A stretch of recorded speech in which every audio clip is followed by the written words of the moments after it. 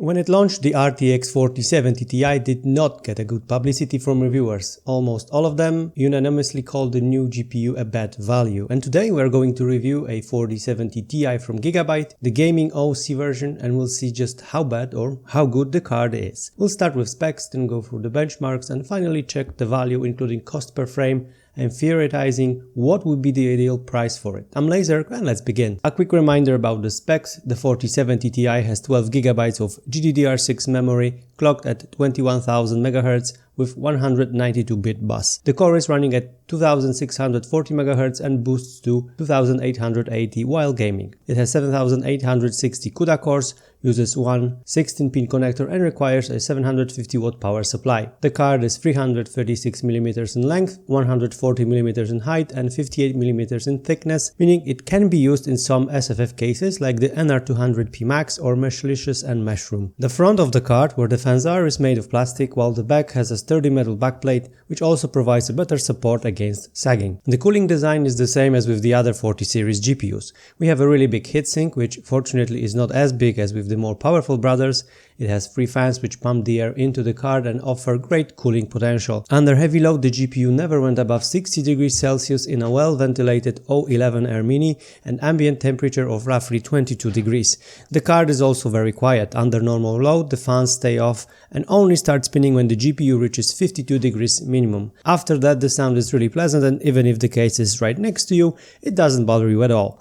There's also a cool lighting effect when the fans start spinning, but it's hard to show without mounting the GPU in a vertical position. When it comes to LEDs, we have the mentioned fans which light up on the edges and a Gigabyte logo at the end of the card which lights up. We also have a standard set of ports, one HDMI 2.1, free DisplayPort 1.4. Inside of the box you will find the GPU, mounting bracket, power adapter and a standard set of pamphlets. Overall, I have no complaints when it comes to build quality. The card seems stiff and rigid, and after mounting it without the bracket it still did not sag, but it's hard to say how it's going to behave after longer use. There's also no coil whine, which rarely happens these days, another plus for Gigabyte. Let's move on to benchmarks now. In Dead Redemption 2, at 1080p and high settings, we get 147 FPS on average, 1% lows is at 99 and 0.1% lows at 76 FPS. At 1440p we get 123 FPS on average, 86 at 1% and 68 at 0.1% lows.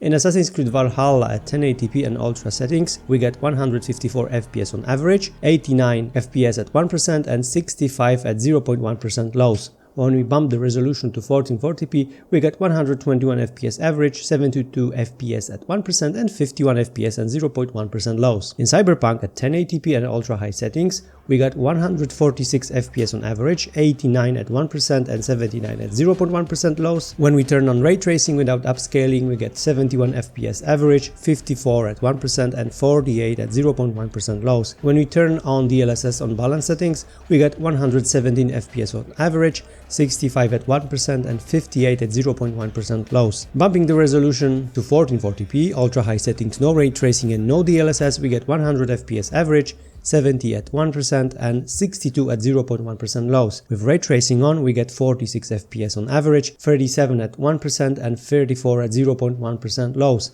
When we turn on DLSS, the average FPS jumps to 90, 1% is at 64 and 0.1% is at 54 FPS. In Modern Warfare 2022, at 1080p balanced settings, we get 237 FPS average, 165 at 1% and 131 at 0.1% lows. Jumping to 1440p, we get 183 FPS average, 126 at 1% and 102 at 0.1% lows. In Apex Legends at 1080p, the RTX 4070 Ti basically caps the game engine. The average FPS is at 298, at 1% we get 179 and 0.1% lows we get 108 FPS. Increasing the resolution to 1440p causes the average FPS to drop to 283, 1% is at 182 and 0.1% lows is at 145 FPS. In Unity Heaven at 1080p we get 5696 points and at 1440p we get 3626 points. On average at 1080p including ray tracing results, the 4070 Ti is around 10% slower than the 4080, 167 versus 184 FPS, and roughly 7% slower than the 7900 XTX. 167 versus 180 FPS. At 1440p, the 4070 Ti is more or less 10% slower than both the 7900 XTX and 4080. The cost per frame for 1440p gaming for the 4070 Ti is $5.93 based on retail price of $7,999 from Micro Center, and you can pick up cards which cost that much from Micro Center. By comparison, the cost per frame for the same resolution for 4080 and 7900 XTX is respectively $8 and $6.67. So for the current generation, the price to performance ratio isn't so bad, but we need to remember that the price of 3070 Ti was around $600, while the 4070 Ti is $200 more expensive. Sure, it beats the 3090 and sometimes 3090 Ti in terms of performance, but being a 70 series card, it should be at least $100 cheaper. And I believe that if the price drops to $700, it will offer a decent value and will be a tempting pick, especially if you're planning on playing at 1440p. What about 4K?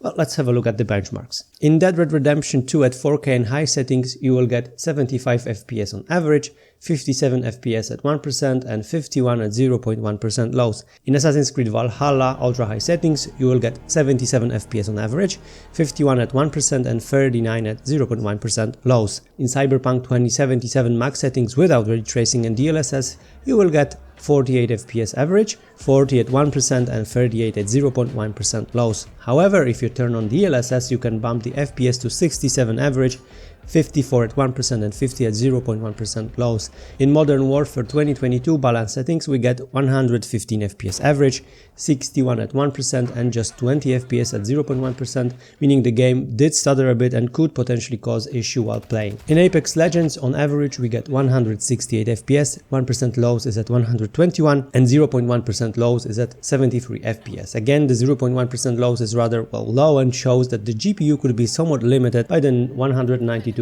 bus. So as you can see, 4K resolution is within reach. The 4070 Ti in that regard offers similar results to last year's flagship, the 3090 Ti, and if you want smoother frame rates, you can enable DLSS when applicable or just tone down some of the settings. It's time to sum things up. The 4070 Ti overall is a great card, offering significant increase over the last gen 3070 Ti, both in terms of performance and unfortunately the price, though in order to be fair, we need to take into account that the price of the 3090 Ti, which it replaces in terms of performance, the 3090 Ti when it launched went for $2,000, absolutely crazy price when you think about it right now.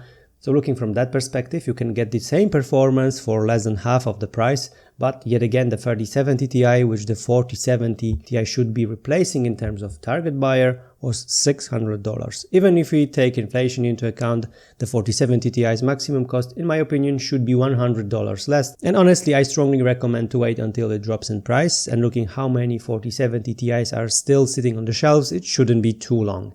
The current market situation makes the 4070 Ti the most reasonable purchase, at least until 4060 Ti comes out. Hopefully the price of it will be much more affordable for much broader audience.